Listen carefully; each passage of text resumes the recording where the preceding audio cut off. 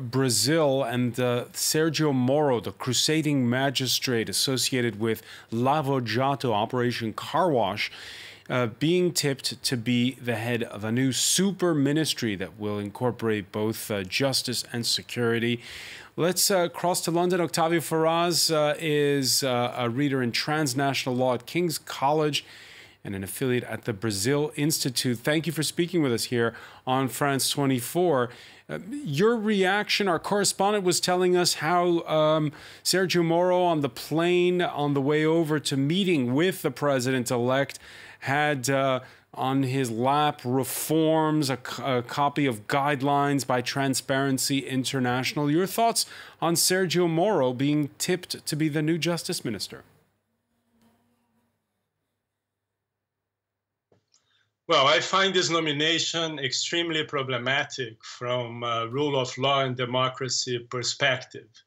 As you reported there, this is the judge who has sent to jail the former president and who many people believe is biased against the left. So now he accepts a post in the government of the president-elect who pledged to destroy the left. So his impartiality is significantly affected, in my view. And this will affect not only his credibility, but that of the Lavo Jato operation as well, the anti-corruption operation in the oil company, which he was leading. Yeah, the accusation has been that the investigation has disproportionately targeted the left. Those who defend Moro say it's because, well, the left has been in power more during those years.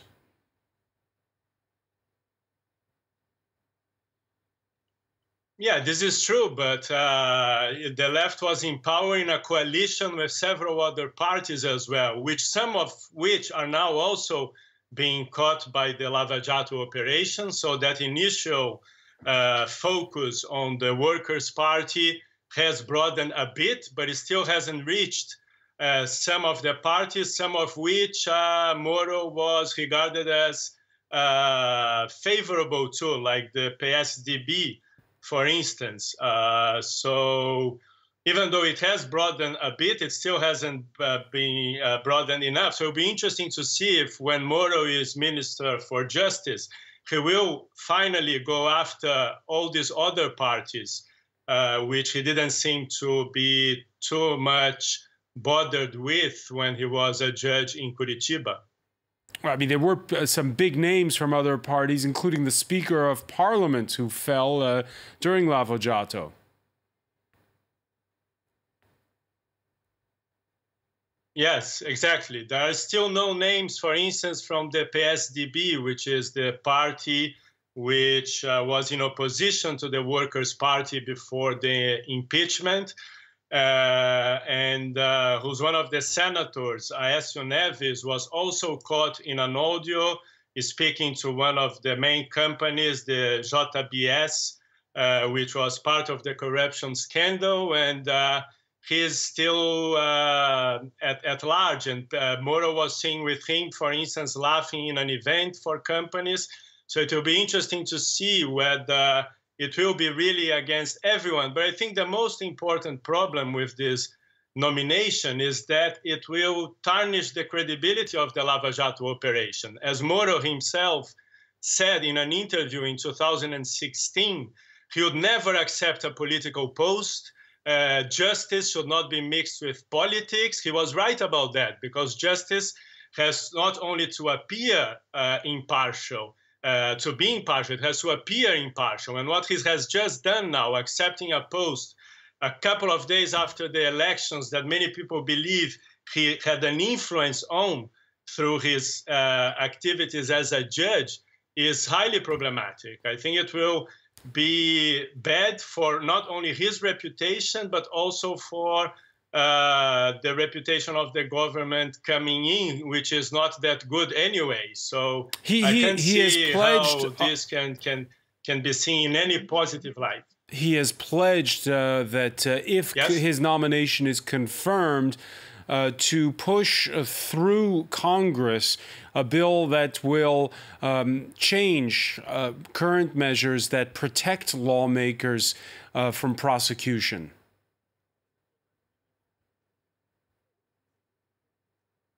Yeah, that would be positive, but that could be done by someone else. To be done by the judge who just a couple of days ago was sitting there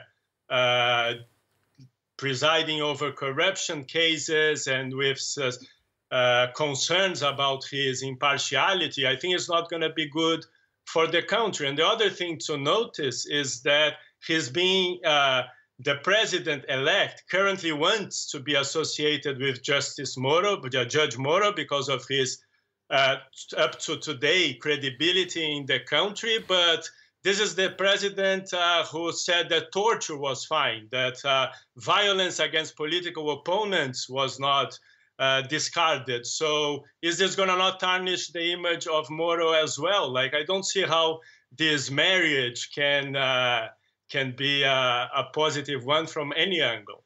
Octavio Ferraz, one final question for you. When Operation Car Wash first surfaced, I remember well, we were talking about with many Brazilians who thought, well, this shows a coming of age of Brazil's democracy. People are not going to put up anymore with corruption. There's going to be more transparency.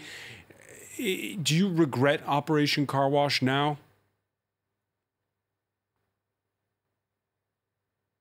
No, I don't regret Operation Car Wash. I think that the operation itself was good, positive, was an improvement in the situation of Brazil. I regret some of the methods used during Operation Car Wash. Car Wash, in particular, just Judges Moro's methods, who were not the most orthodox. So I want the operation to continue.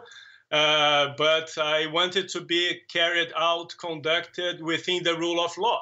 This is how you fight corruption in democracies. Is that possible in today's Brazil? Respecting the rights of the accused.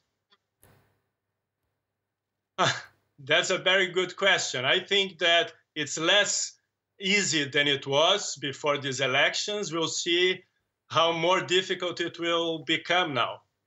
Octavio Ferraz of King's College in London and an affiliate at the Brazil Institute, thank you for speaking with us on France 24.